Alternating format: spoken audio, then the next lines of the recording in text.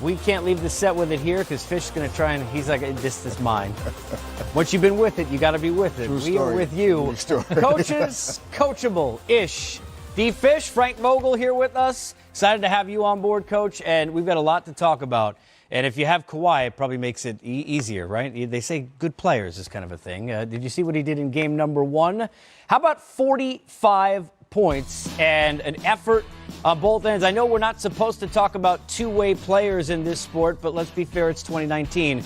There aren't that many of them. Here's a guy who defensively was huge and offensively put up 45 in the game. For Brett Brown, he'll want to have everyone on the floor to get against it. But how about Joel Embiid?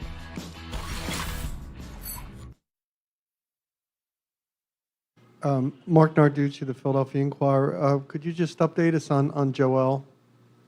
It's still going to be a game time decision. You know, I've activated Amir in light of learning more about Joel, but we still have no official word that what his status is. Is that due to the knee or the stomach or both? Or Stomach. Brett, right here. A lot of discussion the last couple of days has been about do you show Kawhi a crowd or do you just try to stick Ben on him at all times and try to win the matchup that way? Your decision-making there, how much of that is driven by, I guess, what the numbers tell you, and how much of that is just your gut instinct as a coach? Yeah, it's you're influenced, you pay attention, you study with what math says, and then there's gut feel stuff. And it would be easy for all of us to say, let's keep, let's keep Ben Simmons on Kawhi.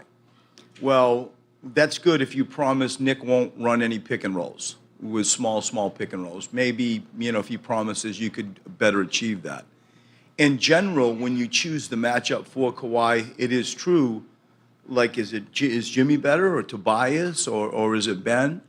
So when you just say, who has Kawhi, there is a decision that I will make based on what you read, but mostly it's my gut feel. Like you saw in the game, even as the game unfolded in the first, the other night, like I had a gut feel, this seems to be, if you will, more effective on Kawhi than others. The decision, further to your question, the decision, well, when, like, do you just go after him and double team him and make him find other players that also is on the table? I'd be lying if I told you I'm not aware that they have the best three-point shooting team in the NBA behind Kawhi. And so it's not like as you scramble and rotate, like, cool, we got this right. You might not. And those types of decisions, for me, are driven at the end of the day out of feel of the game, gut feel, and influenced at some level by math. Brett, you've got 3.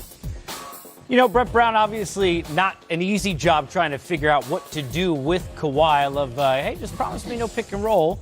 I don't think Nick's, he's not answering that. Amir activated. We'll see about Embiid. We know Kawhi was activated. We're going to discuss this at length. Coach Vogel, let's start with you. I mean, Frank, when you look at Kawhi, we talk about all the different things he can do on a floor. What did you see in the way that Brett and his group tried to defend him, maybe unsuccessfully most of the time in Game 1?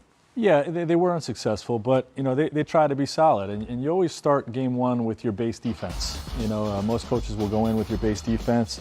And, going from Game 1 to Game 2, you have to ask yourself when it comes to adjustments, do we have to do what we do better, or do we have to change what we do? And in my opinion, looking at this game, he hit 7 for 7 on contested jump shots. Those are shots that, typically going to live with. I think for the most part, you have to try to do what you do better in terms of what they did with Kawhi. Derek, when you look at it, this is not going to be easy regardless. I mean, certainly they'd like to not see Siakam be as big an element in the second scoring side of it, but they had different bodies on him. I mean, we saw some Ben Simmons do a nice job. Jimmy Butler, obviously, who we know can defend. Do you employ one body, multiple bodies? What did you learn from Game 1 about maybe who should be the guy with Kawhi? Well, I think at times it's going to be different guys, and it's going to be game to game. Because of the way Kawhi was playing in Game 1, there's arguably nothing that anybody was going to be able to do. He's one of the best players in the NBA. He's seen all the coverages, doesn't matter who's on him. But tonight we could see that the length of Ben Simmons might cause him problems tonight, or Jimmy Butler's physicality and getting into him might cause him an issue tonight. I think the more concerning part is what you mentioned about the second guy scoring 29 points on 12 for 15 shooting in Pascal Siakam. So, yeah, maybe you do slow down Kawhi tonight, or he just doesn't shoot it as well. But if Siakam is feeling as comfortable as he is, you're going to have problems still shutting down the Raptors offensively. Yeah, let's be fair. Look, Kawhi had a fantastic game. But to me, it's got to be about Siakam. They're 7-0, Coach. They're undefeated in games this season. He scores 29 or more. He had 30 in the closeout game of the series before that. And the pressure's off Kyle. He's not that second guy now. Right. It's one thing if he's, with no offense to him, the threat. But how much does it change it when in the front court is that other threat in terms of trying to defend Kawhi now? Well, it does take the pressure off Kyle. He can orchestrate more and be a floor general out there. And, anytime, the more weapons you have out there, the more reluctant a coach is to, as Brett Brown mentioned, just bring double teams and get the ball out of his hands. They have too much firepower. Typically if you do that, you're playing 4-on-3, and with their three-point shooting and Siakam out there and the other firepower that they have, that's typically going to be a worse scenario than what you saw in Game 1. To me, what you have to do is you have to do things a little bit better than what you did in Game 1. And there's an in-between. You don't have to just single coverage or double it and take it out of his hands. You can be tighter in your shell. You got to be stronger in your gaps and shrink the floor. Your bigs can be up a little more than they were in the middle pick and roll game. He was coming off comfortable the whole time. And you can try to take away his right hand more than they did. These are all things that you can go to sort of tighten the screws a little bit with your defense without having to go to hey, let's double team them and create 4-on-3s all over the court. And look, I don't have a TI-82 calculator. Math wasn't my thing, Fish, but I'm pretty sure 74 points from two guys and 34 from the rest. You probably want to stop one of the two guys, right? You want to try, right? Yes. Okay, just making sure. So if you can't stop Kawhi, let's see whether or not if they try and force Kyle or somebody else to beat them. Bench points, by the way, only 10. Raptors probably going to need a little bit more than that to win games in this series. Joel Embiid, his stomach hasn't been great today. Sixers fans won't be able to stomach it if he doesn't play. Game time decision. Stay tuned.